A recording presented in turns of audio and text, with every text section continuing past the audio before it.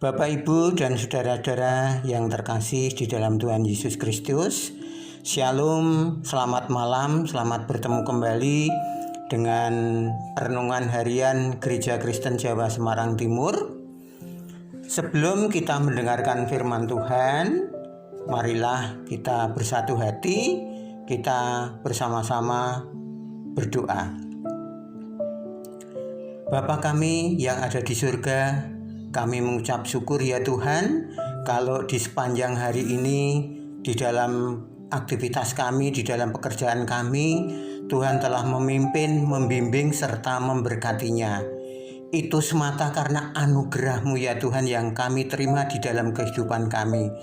Dan sebentar lagi sebelum kami beristirahat, kami akan menerima sabda-Mu untuk mengingatkan di dalam kehidupan kami, di dalam kami mengikut Tuhan. Berbicaralah kepada kami ya Tuhan, urapilah hati kami dan lembutkanlah hati kami supaya kami dapat mengerti apa yang dikehendaki Tuhan di dalam hidup ini. Ampuni segala dosa dan kesalahan kami, kehendak-Mu yang jadi, bukan kehendak kami manusia. Di dalam nama Tuhan Yesus kami berdoa dan mengucap syukur. Haleluya, amin. Bapak, Ibu, dan saudara-saudara yang terkasih di dalam Tuhan Yesus Kristus, renungan pada malam hari ini terambil dari kitab Ayub pasal yang keempat, ayatnya yang pertama sampai yang ke-21, namun saya akan membacakan ayat yang ke-6 dan yang ke-7, yang demikian firman Tuhan. Bukankah takutmu akan Allah yang menjadi sandaranmu, dan kesalehan hidupmu menjadi pengharapanmu? Camkanlah ini, siapa binasa dengan tidak bersalah, dan di manakah orang yang jujur dipunahkan? Ya, Bapak, Ibu, dan saudara-saudara yang terkasih di dalam Tuhan Yesus Kristus, renungan kita pada malam hari ini dengan tema setia dalam suka maupun duka. Bapak, Ibu, dan saudara-saudara yang terkasih di dalam Tuhan Yesus Kristus, Ayub pasal yang keempat ini menceritakan tentang percakapan antara Elias dengan Ayub yang menegur setelah kejadian cerita-cerita sebelumnya. Diceritakan ayat pasal yang pertama bahwa Ayub itu adalah seorang yang saleh di hadapan Tuhan, yang berasal dari negeri Uz. Ayub seorang yang kaya raya, mempunyai banyak ternak, mempunyai 7 anak laki-laki dan 3 anak perempuan. Dan suatu saat, setiap kali anak-anak yang sulung sampai anak-anak yang lainnya itu mengadakan pesta, dan anak-anak yang perempuan itu juga diundang berkumpul bersama berpesta. Tetapi setelah itu Bapak Ibu, Ayub mengumpulkan anak-anaknya, membuat korban obaran untuk meminta maaf kepada Tuhan. Apakah ada yang salah yang dilakukan berkaitan dengan anak-anaknya itu? Bapak, Ibu, dan saudara-saudara yang dikasihi Tuhan, Ayub dengan situasi, dengan keadaan yang kaya, itu selalu setia, selalu taat kepada Tuhan. Dan cerita selanjutnya bahwa Ayub diuji oleh Tuhan melalui iblis. Semuanya hilang Bapak Ibu. Kekayaannya hilang. Anak-anaknya meninggal semua. Betapa sedihnya hati Ayub. Tidak hanya itu saja, Ayub juga menderita sakit barah di sekujur tubuhnya. Coba Bapak Ibu bayangkan betapa sakitnya, betapa menderitanya Ayub itu. Sudah kehilangan harta benda, sudah kehilangan anak-anaknya, bahkan juga dia sakit. Kemudian apa yang terjadi di dalam kehidupan Ayub selanjutnya? Dia tetap memuji Tuhan, dia tetap setia kepada Tuhan. Bahkan percakapan dengan teman-temannya, di sana dikatakan, Ayub yang pertama, pasal yang pertama, ayat yang ke-21 katanya, dengan telanjang aku telah keluar dari kandungan ibuku, dengan telanjang pula aku akan kembali ke dalam Tuhan. Tuhan yang memberi, Tuhan yang mengambil, terpujilah nama Tuhan. Sungguh luar biasa Bapak Ibu kehidupan Ayub. Untuk itu Tuhan menyatakan bahwa Ayub itu saleh di hadapannya. Walaupun keadaannya kaya juga dia tetap setia. Keadaan sangat menderita juga dia tetap setia. Dan Ayub ini mempunyai 3 teman Bapak Ibu. Di dalam ayat yang terakhir itu dikatakan di sana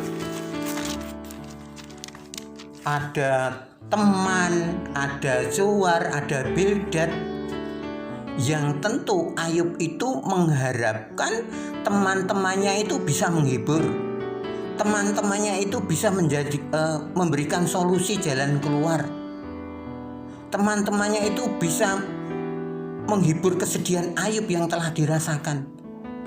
Tetapi kalau kita membaca ayat keseluruhannya, pasal keseluruhannya, justru di sana dikatakan teman-temannya itu mengharapkan, bertanya kepada Tuhan, mengapa ini semua dapat terjadi?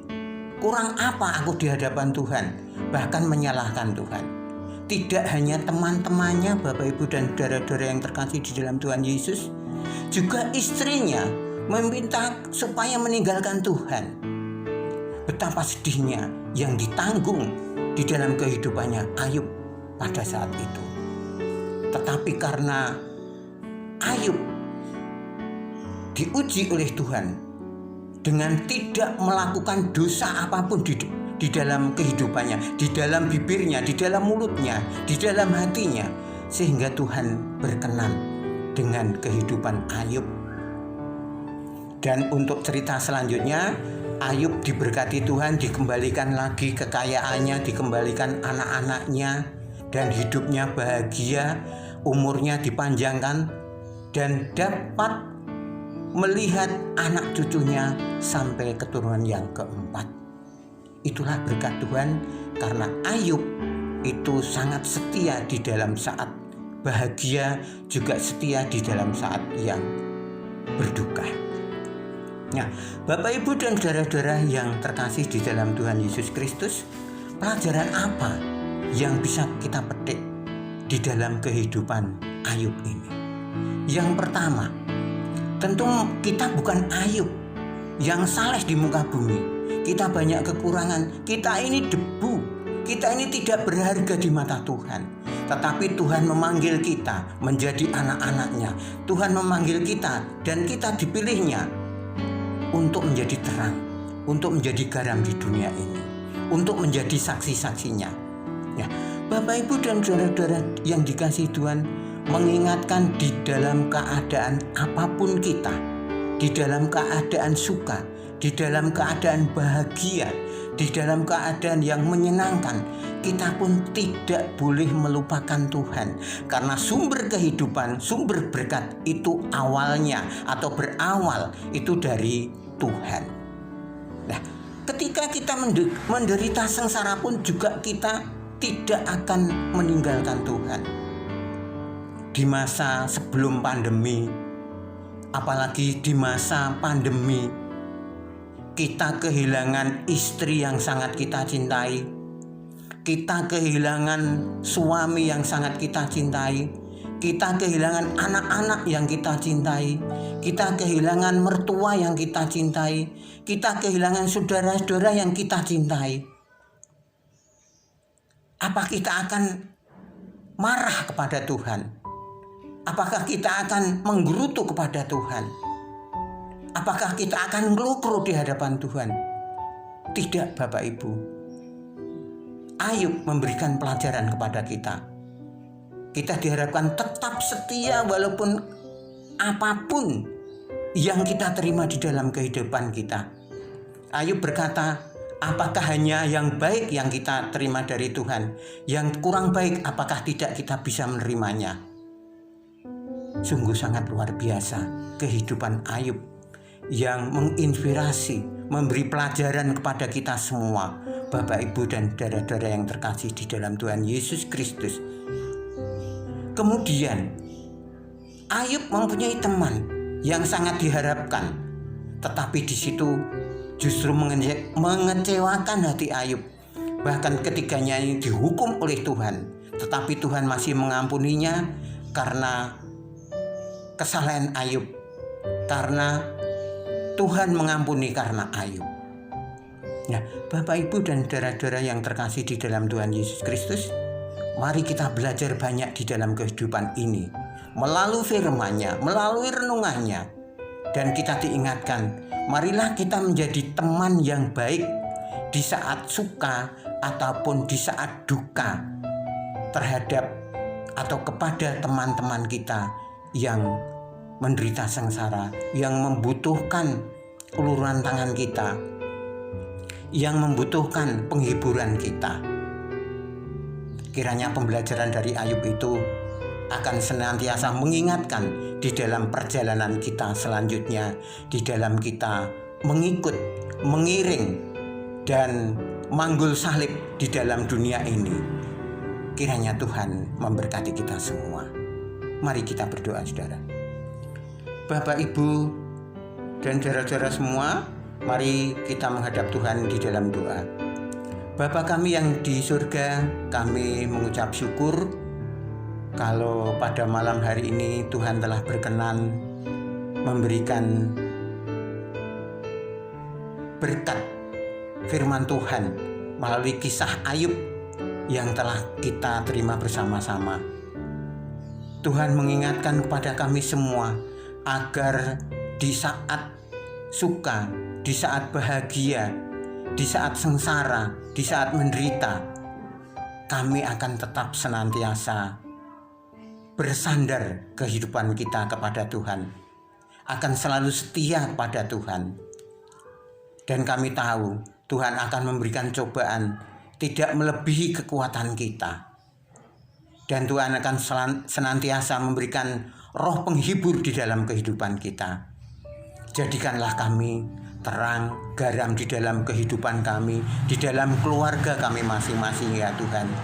Dan jadikanlah kami teman yang baik di saat suka maupun duka di dalam kehidupan teman-teman kami, baik di dalam rumah tangga kami, di dalam persekutuan kami, di dalam lingkungan kami masing-masing. Ampuni dosa dan kesalahan kami, ya Tuhan, kehendak-Mu yang jadi, bukan kehendak kami manusia. Di dalam nama Tuhan Yesus Kristus kami berdoa dan mengucap syukur. Selamat istirahat, Tuhan memberkati. Amin.